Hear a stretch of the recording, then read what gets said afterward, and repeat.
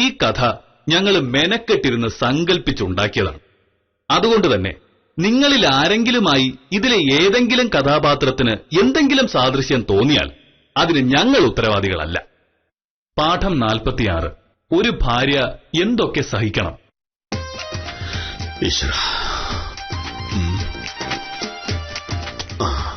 അടുക്കി വെക്കില്ല. മോനേട്ടാ, മോനേട്ടാ ഇന്ന് കുറച്ച് നേരത്തെ വരുമോ? എന്താ കാര്യം? അന്ന് ഞാൻ സേതുലക്ഷ്മിയുടെ കല്യാണത്തിന് പോകുന്ന കാര്യം പറഞ്ഞില്ലേ, ഒന്നിങ്ങോട്ട് നോക്കൂ. സാറൊന്ന് മറ്റേ പുറകിനെ പെട്ടിയിലാക്കി തന്ന ദിവസം.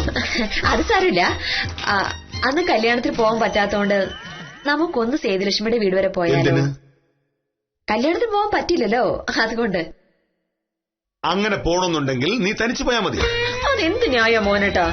ഞാൻ ഒറ്റയ്ക്കൊരു വീട്ടിൽ കയറി ചെന്നിട്ടുണ്ടെങ്കിൽ ആളുകൾ എന്ത് പറയും? എന്തു പറയും?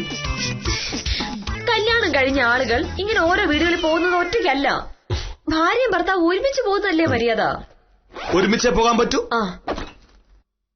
എന്നാ പോകണ്ട. എടീ, നിന്റെ മറ്റു കൂട്ടുകാരികളെ പോലല്ല ഞാൻ. നീ ഈ പറയുന്ന സേതുലക്ഷ്മിയുടെ ഭർത്താവിന് എന്താ ജോലി? സ്വർണ്ണക്കട. അതൊരു ജോലിയാണ്. സ്വർണം വാങ്ങി കടയിൽ വെച്ച് കുറച്ച് ജീവനക്കാരൻ വെച്ച അവിടുത്തെ കാര്യം അങ്ങ് നടന്നോളും. അതിന് മുതലാളി അവിടെ ഇരിക്കണമെന്നില്ല. അല്ലെങ്കിൽ തന്നെ ഈ സ്വർണ്ണക്കട എന്ന് പറഞ്ഞാൽ ആളുകളെ പറ്റിക്കുന്ന പരിപാടിയാണ്. കാര്യമുണ്ട്. നിന്റെ ബാക്കി കൂട്ടുകാരികളെയും എനിക്കറിയാം. അവരുടെയൊക്കെ ഭർത്താക്കന്മാർക്കും ഇത്തരം തട്ടിപ്പ് ജോലികളല്ലേ. ഞാൻ അതുപോലെയാണ്. സാറിനെന്താ കൊമ്പുണ്ട്? ഉണ്ട്. എനിക്ക് വില്ലേജ് ഓഫീസറുടെ കൊമ്പുണ്ട്. ഞാൻ ചെയ്യുന്നത് നാട്ടിലെ മുഴുവൻ മനുഷ്യർക്കും ഗുണമുള്ള കാര്യമാണ്. ഇവിടുത്തെ ഓരോ മനുഷ്യന്റെയും അടിസ്ഥാന ആവശ്യങ്ങൾ സാധിച്ചു കൊടുക്കുന്ന വില്ലേജ് ഓഫീസറാണ്. വില്ലേജ് ഓഫീസ് എന്താ പബ്ലിക് ടോയ്ലറ്റ് ആണോ? അല്ല, മനുഷ്യന്റെ അടിസ്ഥാന ആവശ്യങ്ങൾ സാധിച്ചു കൊടുക്കുന്നത് പറഞ്ഞുകൊണ്ട് ചോദിച്ചതാ. നിന്റെ അസൂയ എനിക്ക് മനസ്സിലാവുന്നുണ്ട്. നാട്ടുകാർ മുഴുവനും ബഹുമാനിക്കുന്നത് നിനക്ക് സഹിക്കുന്നില്ല അല്ലടി? നീ എന്തൊക്കെ പറഞ്ഞാലും ഈ മോഹനേശ്വരന്റെ ജീവിതം നാട്ടുകാർക്ക് വേണ്ടി ഒഴിഞ്ഞു വെച്ചതാണ്. അതിൽ നിന്ന് ഞാൻ ഒരു അടി പിന്നോട്ട് പോവില്ല. അവിടെ നിന്ന് മാറണമെന്ന്.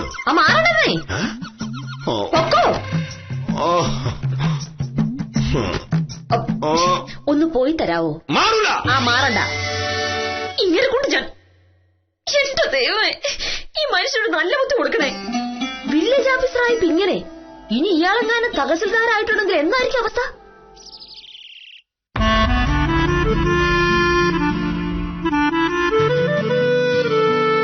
അല്ല, ദ്രൗപദി സാർ ഇങ്ങനെ വിഷമിച്ചിട്ട് എന്താ കാര്യം? നമ്മുടെ നാടല്ലേ, ഇതൊക്കെ സാധാരണയാ.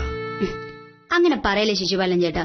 ദ്രൗപദി സാർ ഈ ഒരു അവസ്ഥയിൽ ആ വീട്ടിൽ എങ്ങനെ കഴിയും? പക്ഷെ വേറെന്ത് വഴി? ഒരു വീട് വേണം, അത്യാവശ്യമാണെന്ന് പറഞ്ഞപ്പോ ഞാൻ ഓടി നടന്ന് ശരിയാക്കിയത് ആ വീട്. ഇനിയിപ്പോ ആ വീട് വേണ്ട, വേറെ വീട് വേണമെന്ന് പറഞ്ഞാൽ ഞാനെന്ത് ചെയ്യും? ശിശുപാലൻ ചേട്ടാ, അങ്ങനെ കൈയൊഴിയരുത്. ആ വീട്ടിൽ എന്നെ കൊണ്ടാക്കിയപ്പോ എന്തൊക്കെയാ പറഞ്ഞത്? ഈ പ്രദേശത്തെ ഏറ്റവും നല്ല സ്ഥലമാണ്, ഇതുപോലൊരു വീട് ഇനി കിട്ടാനില്ല എന്നൊക്കെയല്ലേ. അതിന്റെ പേരിൽ ഏതോ ഒരു ബ്രോക്കർക്ക് കൊടുക്കാനാന്ന് പറഞ്ഞ് 500 രൂപയും വാങ്ങി. എന്താ പ്രശ്നം?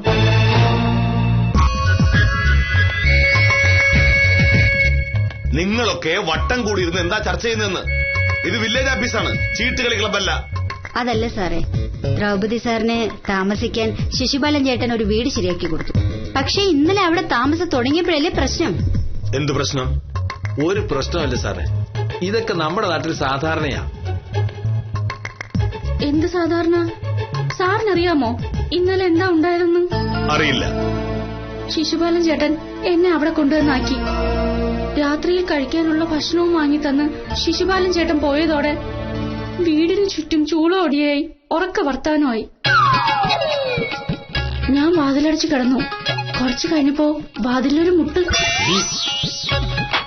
തുറന്നു നോക്കിയപ്പോ ഒരാൾ പറയുക, പെങ്ങളെ ഒരു ഗ്ലാസും കുറച്ച് വെള്ളവും വേണോന്ന്. അവന്മാര് ഡീസന്റാ സാറേ. സാറ് ശ്രദ്ധിച്ചോ? പെങ്ങളെ എന്നാണ് വിളിച്ചത്.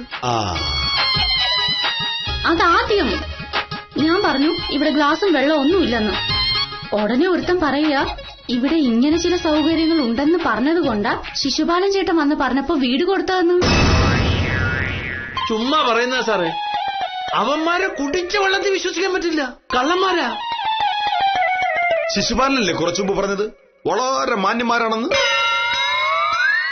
എന്നിട്ട് ദ്രൗപദി പറയൂ. രാത്രി ഒരു 10-10:30 കാണും. വീണ്ടും വാതിലിൽ മുട്ടുകേട്ടു. ഞാൻ മൈൻഡ് ചെയ്തില്ല. പിന്നെ ഉറക്കെ ചിരിയായി, ബഹളമായി. ഒടുവിൽ ഞാൻ വെട്ടുകത്തിയും എടുത്ത് വാതിലങ്ങ് തുറന്നു. അതോടെ അവന്മാരോടി. അത് കുറച്ച് അക്രമമായി പോയി സാറേ. ഓടുന്നതിനിടയിൽ ഒരുത്തൻ പഞ്ചായത്തിന്റെ പിറകിലെ പൊട്ടക്കിണറ്റി വീഴുന്ന് കാലൊടിഞ്ഞു. ഇപ്പൊ അവന്മാര് പറയുന്നതേ അവന്റെ ആശുപത്രി ചെലവ് കൊടുക്കാതെ അവിടെ താമസിക്കാൻ സമ്മതിക്കില്ല എന്നാ. അതെന്ത് ന്യായം? സാറേ, ആ സ്ഥലം കുറച്ച് പ്രശ്നമാണ്. അവന്മാര് പറയുന്നത് അവിടെ നടക്കൂ. ഒരു 10,000-2,000 കൊടുത്താൽ പ്രശ്നം തീർക്കാവുന്നേ ഉള്ളൂ നമുക്ക്. ശിശുപാലൻ എന്തായി പറയുന്നത്? ഒരു പെൺകുട്ടി, അതും റവന്യൂ ഡിപ്പാർട്ട്മെന്റിൽ ജോലി ചെയ്യുന്ന ഒരു പെൺകുട്ടി താമസിക്കാൻ ഒരു സ്ഥലം വേണമെന്ന് പറഞ്ഞപ്പോ അത്തരം ആഭാസന്മാർ താമസിക്കുന്ന സ്ഥലമാണോ കാണിച്ചു കൊടുക്കേണ്ടത്? ശിശുപാലൻ ഒരു മനുഷ്യനല്ലേ? ഞാൻ മനുഷ്യനായതുകൊണ്ട് എന്താ സാറേ കാര്യം? ഇപ്പൊ ദ്രൗപദി സാർ പറയുന്ന പൈസയ്ക്ക് വീട് കിട്ടണമെങ്കിൽ ആ കോളനിയേ ഉള്ളൂ. ശിശുപാല, ആ പറഞ്ഞ ധിക്കാരമാണ്. ശിശുപാലിന് ഇപ്പൊ ആരുടെ പക്ഷത്താ? ആ ആഭാസന്മാരുടെയോ ഈ നിഷ്കളങ്കയായ പെൺകുട്ടിയുടെയോ? സാറേ, വെറുതെ എന്റെ മേക്കിട്ട് കയറിയിട്ട് കാര്യമൊന്നുമില്ല. സ്ഥലം മാറി വരുന്ന സാറന്മാർക്ക് വീട് സംഘടിപ്പിച്ച് കൊടുക്കാനല്ല സർക്കാർ എനിക്ക് ശമ്പളം തരുന്നത്. പിന്നെ എന്റെ മര്യാദ കൊണ്ട് ദ്രൗപദി സാർ ഒരു കാര്യം പറഞ്ഞപ്പോ ഞാനൊന്ന് സഹായിച്ചു. അതിന് എന്നെ മേക്കിട്ട് കയറുന്ന എന്തിനാ? അത്രയ്ക്ക് വിഷമാണെങ്കിൽ സാറ് കണ്ടുപിടിച്ചു കൊടുക്ക ഒരു വീട്. അല്ലമില്ല, നമ്മളൊരു പീണായോണ്ട് എല്ലാരും എന്റെ പുറത്ത് കയറാൻ വരിക. തോപ്പിക്കാൻ നോക്കല്ലേ? ഈ മോഹനേഷൻ തോപ്പിക്കാൻ നോക്കല്ലേ നീ? പക്ഷേ അങ്ങനെ തോറ്റു കൊടുക്കുന്ന ആളല്ലേ ഈ മോഹനേഷൻ. ഈ പ്രശ്നം പരിഹരിക്കാൻ പറ്റിയില്ലെങ്കിൽ പിന്നെ ഞാനെന്തിനാ വില്ലേജ് ഓഫീസർ എന്ന് പറഞ്ഞ് ഇവിടെ ഇരിക്കുന്നത്? ധൈര്യമായിട്ടിരിക്കൂ. കാര്യം നിസ്സാരം